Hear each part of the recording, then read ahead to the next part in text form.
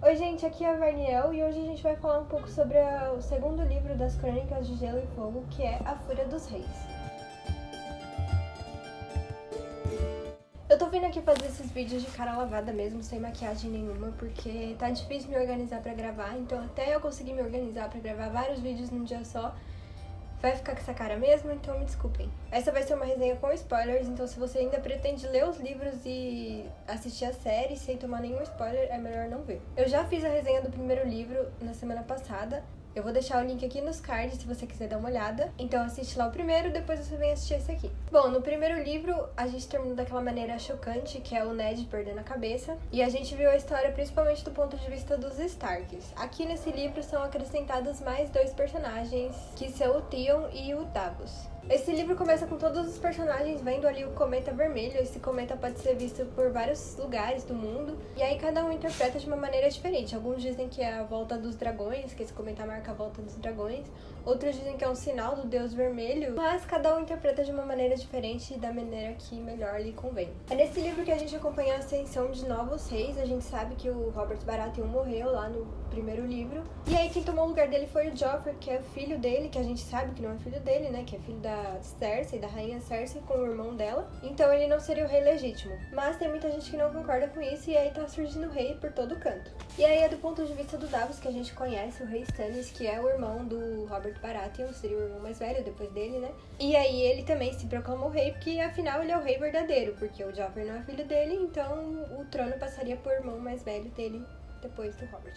Só que o Stannis nunca foi muito querido pelo povo, ele é meio serião, ele procura fazer tudo com justiça, ele não é legalzão igual o Robert, então o povo não gosta muito dele. No comecinho, lá no prólogo, a gente já vê um pouquinho lá do que tá acontecendo com ele tá em Pedra do Dragão, que foi o lugar ali que o irmão cedeu pra ele, e a gente já vê um pouco do que tá acontecendo. Eu não gosto muito das partes do Davos nesse livro, mas eu gosto muito do personagem. Acho que as partes dele são um pouco maçantes e tem umas partes muito confusas, mas ele é um personagem que tem muita relevância ao longo dos livros. O Davos, na verdade, era um contrabandista, e aí ele foi perdoado pelo Stannis, que cortou os dedos dele, né, como uma forma de punição, e ele é muito agradecido por isso, e aí ele serve o Stannis com muito prazer. E ele também procura sempre dar conselhos ao rei, né, ele é o único que fala a verdade pro rei. No meio da corte do rei Stannis, a gente também tem uma mulher que vai ser muito importante daqui pra frente, que é a Melisandre. Eles chamam ela de Mulher Vermelha, porque ela serve ao Deus Vermelho, o Holler, sei lá como fala esse nome. E ela implementou essa nova religião para todo o povo de Pedra do Dragão. Até então eles acreditavam nos 7 deuses, né, que são os deuses dos 7 reinos. E aí quando a Melisandre chegou, eles passaram a acreditar no Deus da Luz, como o único Deus verdadeiro. O Davos nunca acatou essa religião e mesmo não sendo tão devoto aos 7, ele se sentiu bem mal quando a Melisandre decidiu queimar as estátuas dos 7 deuses. Ele sentiu isso como uma ofensa. E ele tenta avisar o rei que o próprio povo pode levar isso como uma ofensa, né? Afinal, são os deuses que eles cultuaram a vida inteira, e aí chega uma mulher doida lá e queima tudo. E o rei tá apoiando isso, não fala nada. Mas o Stannis não dá ouvidos a ele não fala nada sobre isso. Ele também não é um cara muito devoto, nem aos 7 deuses, nem a esse deus novo. Sua devoção mesmo parece que é com a Melisandre, que consegue enxergar coisas nas chamas, e as coisas que ela conta que viu nas chamas realmente acontecem e realmente servem pra ajudar o Stannis a alertar ele de alguma coisa.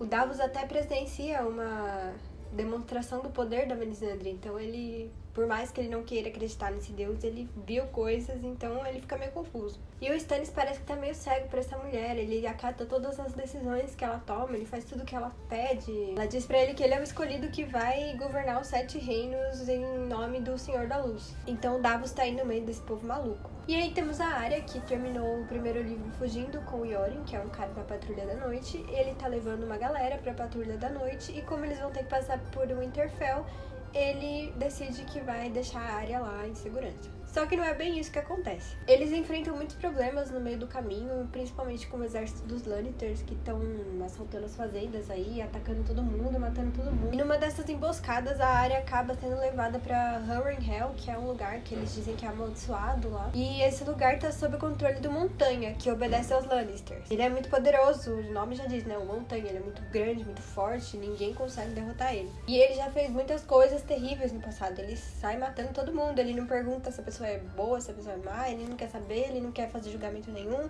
ele só quer matar todo mundo. E aí também é nesse momento que a Arya conhece o Jaqen H'ghar, que é um cara que ela salvou no meio do incêndio lá de uma fazenda que eles estavam sendo atacados. Ele tava preso com mais 2 caras e aí a Arya decide salvá-los, né? Ela abre a porta ali pra eles conseguirem fugir. E aí lá em Harrenhal ela volta a encontrar esse Jaqen H'ghar.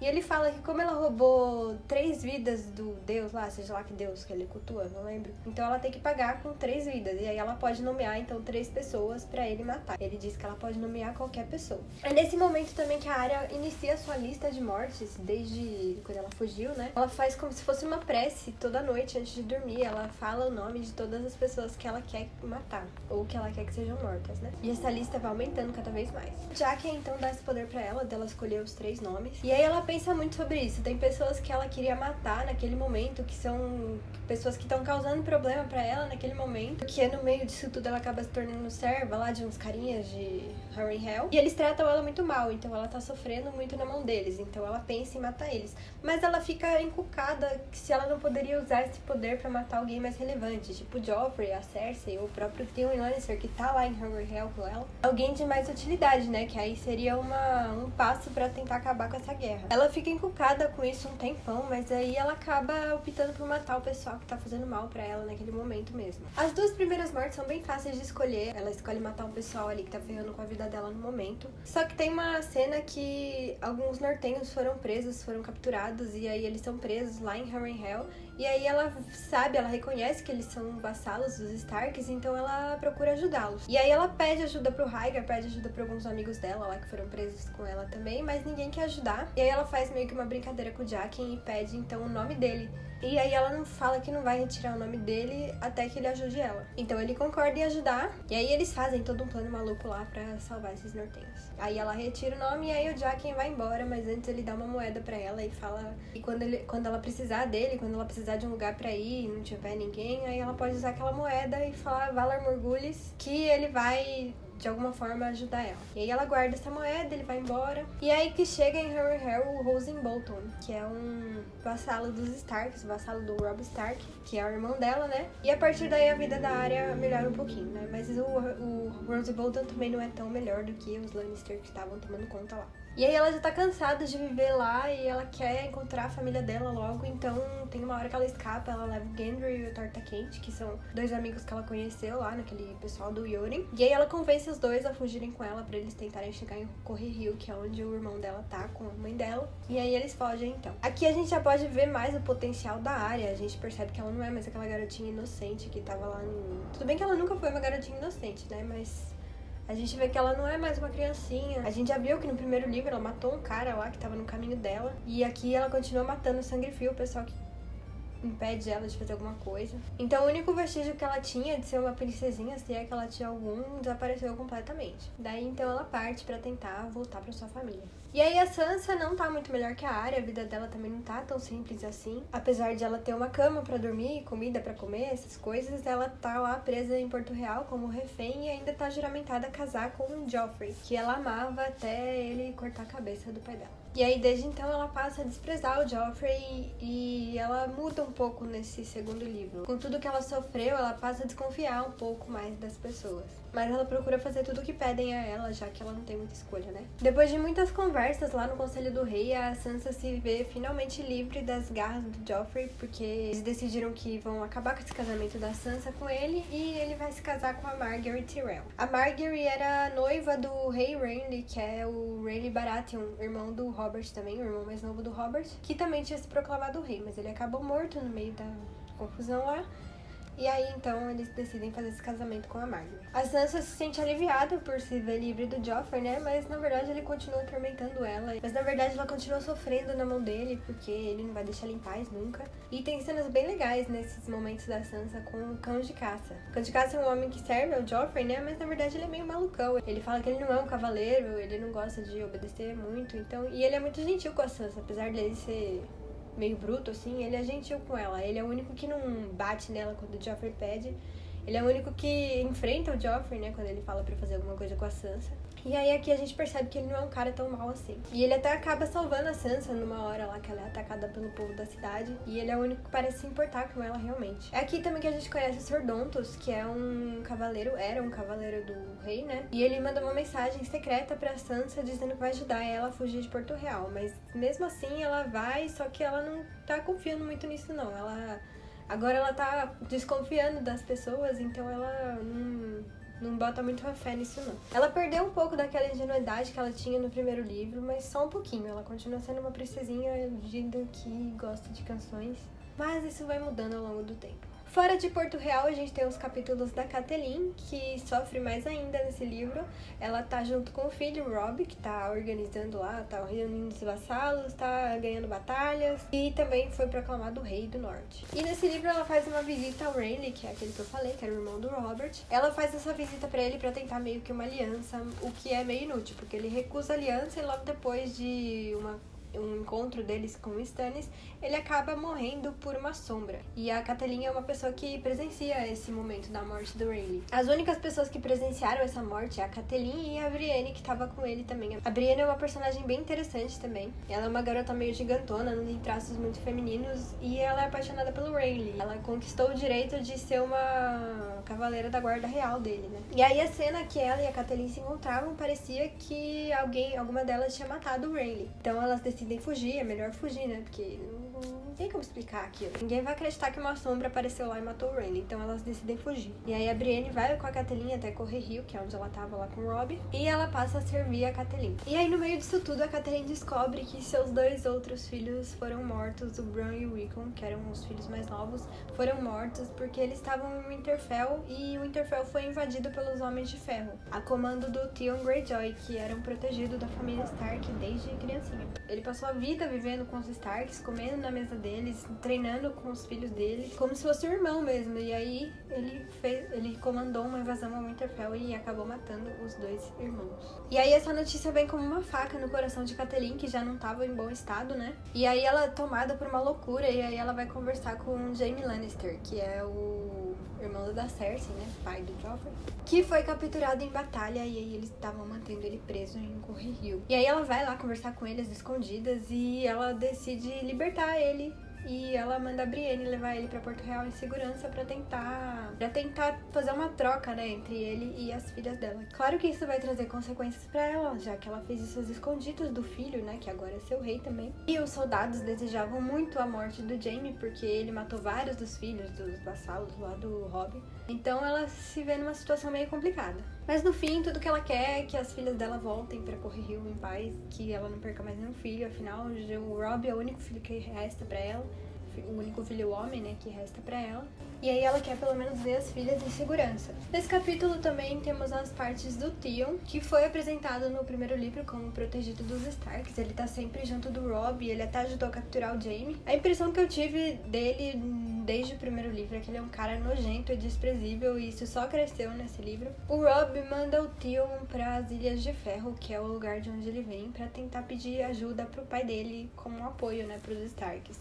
A Catelyn avisou várias vezes pro Robb mandar outra pessoa, mandar qualquer pessoa, menos o Theon. Mas com isso e com várias outras coisas, o Robb não escuta a mãe e manda o Theon mesmo. Robb não escutou a mãe nenhuma vez e só fez merda. O Theon vai então para as Ilhas de Ferro, e aí ele vai chegar lá achando que tá tudo como ele lembrava que era.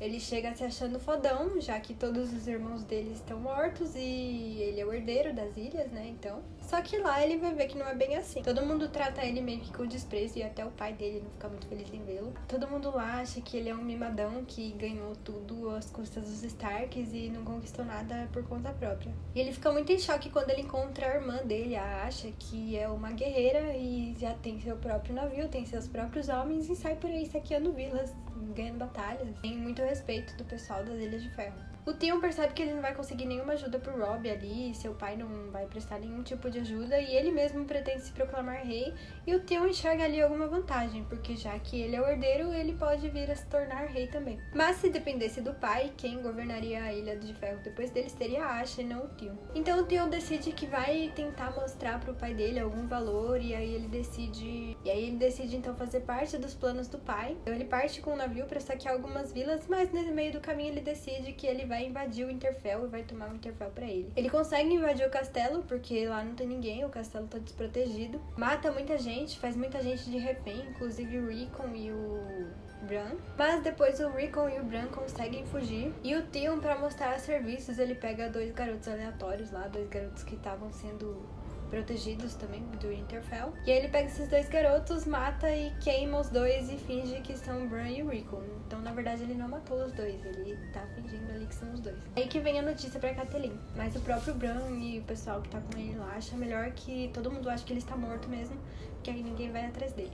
Depois disso, o Winterfell é tomada pelo filho bastardo do Ramsay Bolton, que é aquele cara lá que tava em Harrenhal. E aí o Theon é capturado por ele, daí ele some nesse livro, não tem mais nenhum capítulo dele, mas quem já leu, a gente sabe que ele vai sofrer bastante e merecido. O Theon é um cara nojento e ele merece tudo o que ele sofreu, mesmo que ele tenha se redimido depois. Mas ele é o tipo de pessoa que não dá pra ter dó. Ele é nojento, desprezível e merece tudo o que ele sofreu. E aí, falando do Bran, é nesse livro que o Bran recebe a visita dos irmãos Reed. Os Reed são vassalos do Winterfell. E aí a Mera e o Jojen vêm pra prestar juramento ao Bran. Mas a visita deles, na verdade, tem um outro propósito. O Jojen é um garoto meio diferentão, eles têm o que eles chamam de sonhos verdes, que são sonhos que se tornam realidade. A Mera, sua irmã, é uma guerreira e luta usando uma lança. Eles se tornam muito amigos de Bran e eles contam muitas coisas importantes pra ele sobre os sonhos que ele mesmo tá tendo com o Corvo de 3 Olhos, né, aqueles sonhos meio estranhos. O Bran acha estranho e fica preocupado porque eles parecem saber muita coisa.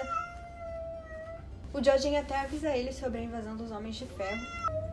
Em certo momento, o Jojen tem um sonho de que o Winterfell vai ser inundado pelo mar. E o que seria impossível, né? Porque o mar fica muito longe de Winterfell. Mas, na verdade, era essa interpretação. Na verdade, ela foi invadida pelos Homens de Ferro, né? Que são Homens do Mar. E aí, quando os Homens de Ferro chegam, o Bran consegue escapar junto com o Jojen e a Mera. E junto com a Osha, que é uma selvagem que eles capturaram no primeiro livro. E que acabou se tornando uma serva de Winterfell. E também com o Hodor, que é o cavalariço que fica carregando o Bran nas costas, já que ele não pode usar as pernas. E também os 2 lobos, né? O Verão e o Cão Felpudo. Depois de escaparem, eles decidem se separar, porque eles acham que vai ser mais fácil eles conseguirem se esconder se eles estiverem separados. Então o Bran parte pro norte com o Jojen, a Mera, o Hodor e o Lobo Verão. E aí, no meio dessa jornada deles até a muralha, até o norte, são os irmãos Reed. Os irmãos Reed contam muita coisa pro Bran sobre o Corvo de 3 Olhos, sobre quem ele realmente é. Ele descobre que ele é um Warg, então ele consegue entrar nos outros seres vivos. Ele tem vários sonhos de que ele tá no corpo do Verão e o Verão tá caçando por aí. Então ele consegue entrar no corpo do Verão. Então eles começam a treinar essa coisa do Bran, esse poder do Bran. Ele ainda tem muita coisa pra aprender, os próprios Reeds também não sabem muita coisa. E por isso eles têm que seguir pro norte, pra depois da muralha. É isso que o Jojen sentiu, né? Esse foi o propósito da visita. Ele tinha que levar o Bran pra muralha, de algum jeito. Então eles partem pra essa jornada pra gente saber o que vai acontecer. E aí na muralha a gente tem as partes do Jon Snow. E novamente ele tá sentindo aquele conflito interno, porque seu irmão tá participando de batalhas no reino. E ele não pode tomar partido dessas batalhas, já que ele é um juramentado da Patrulha da Noite. E apesar dele ter aceitado que ele é o irmão da Patrulha da Noite, e ele não vai voltar, não vai fazer parte das guerras do reino, é muito difícil pra ele ter que conviver com essas notícias, né, de que o irmão tá vencendo lá suas batalhas e ele não pode fazer nada. Mas ele aceita seu destino e agora ele tá adaptado à patrulha, ele até faz alguns amigos lá. E entre eles tem o Sam, que é um garoto gordenho, que também vai ser muito importante nessa história. O senhor comandante decide fazer uma grande patrulha depois de muito tempo, depois de anos, ele decide levar 200 homens da patrulha pra investigar sobre os selvagens, porque o Benjen Stark, que era o melhor patrulheiro, saiu numa patrulha e nunca mais voltou. Faz meio ano, parece, que ele já saiu e ninguém sabe. Ele não voltou, ninguém sabe onde ele tá. E então eles decidem sair pra procurar. E aí, em certo momento, o Jon tem que se separar desse grupo maior e vai junto com Corin Meia-Mão atrás de alguns selvagens que estão ali por perto. Corin Meia-Mão também é um patrulheiro experiente, então ele mesmo escolhe o Jon pra ir com ele. Só que eles acabam encurralados, todos os outros integrantes desse grupo acabam morrendo, e o Jon e o Corin Meia-Mão se veem aí presos entre os selvagens. E aí o Corin, então, dá a sua última ordem pro Jon Snow. Ele pede que ele se infiltre lá no meio dos selvagens, viva com eles, coma com eles e faça tudo o que eles ordenarem. E então descubra todos os planos dele. Então ganha a confiança deles, né, e depois depois descubra todos os planos que eles têm contra a patrulha. O Jon fica meio relutante, né, em obedecer essa ordem, afinal ele tem sangue de Stark, então ele é um cara honrado, ele não quer ser o vira-casaca. Mas ele acaba acatando a ordem, e a primeira ordem que os selvagens pedem pra ele é que ele mate o Corey em meia mão. E ele realmente faz isso, né? Na verdade não é ele quem faz, não é ele que dá o golpe final, é o fantasma, o lobo dele. Mas ele acabou matando o Corey e aí os selvagens acolhem ele. Então ele passa a viver com os selvagens, ele faz tudo o que é ordenado a ele. E ele até quebra os votos com a Ygritte, que é uma menina ruiva, porque ele se apaixona. E mais uma vez ele tá lá sofrendo esses conflitos internos pra saber o que realmente ele quer fazer. Ao mesmo tempo que ele sempre tá se lembrando do seu dever com a Patrulha da Noite, ele também vê o lado dos selvagens, né? E tem essa menina aí por quem ele se apaixona. Ele conhece a história de alguns selvagens, então ele fica com a cabeça cheia desses problemas e novamente tem que escolher um lado. O Jon Snow tá sempre nessa coisa, né? De...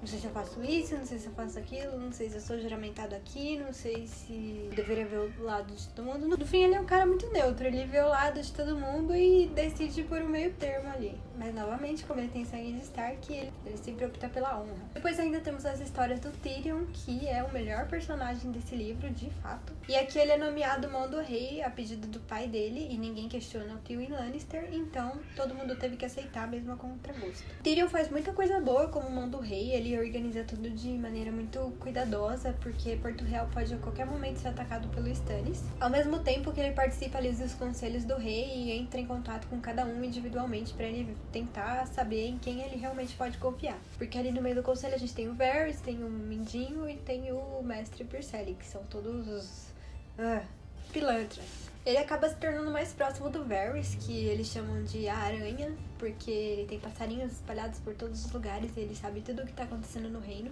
Ele não confia muito no Varys, mas ele entende que o Varys é uma boa pessoa pra se ter do lado. E o mais difícil de tudo, ele tem que controlar a irmã para que ela não faça nenhuma besteira. É ele que consegue também livrar a Sansa das garras do Joffrey, marcando esse casamento com a Margaery. E ele sempre foi muito gentil com a Sansa. Na verdade, ele é gentil com todo mundo que merece.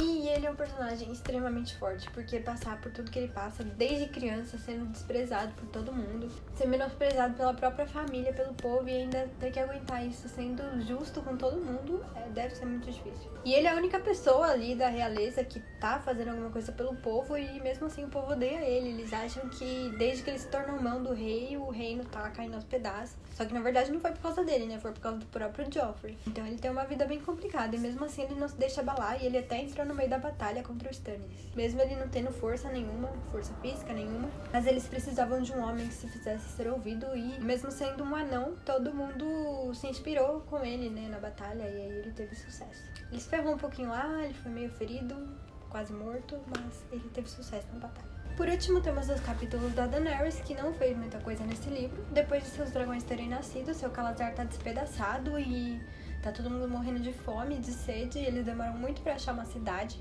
E quando eles finalmente encontram uma cidade, eles são muito bem recebidos, porque eles sabem quem é a Daenerys e também por causa dos dragões, né?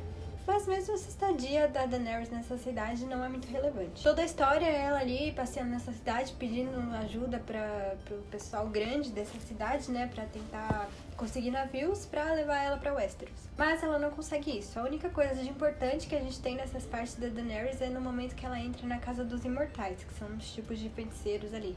E aí ela entra nessa casa sozinha, indo contra todos os avisos dos seus cavaleiros.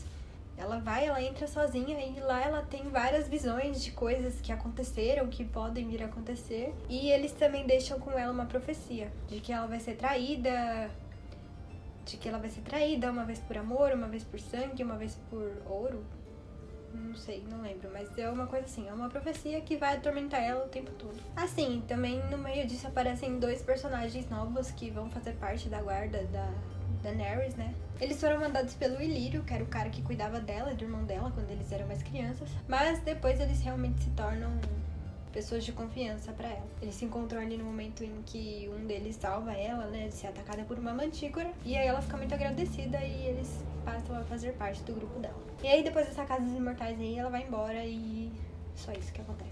Enfim, esse livro parece muito pequeno comparado com os outros, mas na verdade ele nem é tão pequeno, porque as letrinhas deles são bem pequenininhas. Na verdade todos esses livros são enormes E é isso aí. Enfim, é isso. Espero que vocês tenham gostado da resenha. Comenta aqui embaixo o que você achou dessa releitura, se você já leu. Se você tá lendo pela primeira vez, me conta aí também se você percebeu alguma coisa de interessante. E nos vemos semana que vem, talvez com a resenha do terceiro livro. Tem mais vídeo pra você ver no final e até a próxima.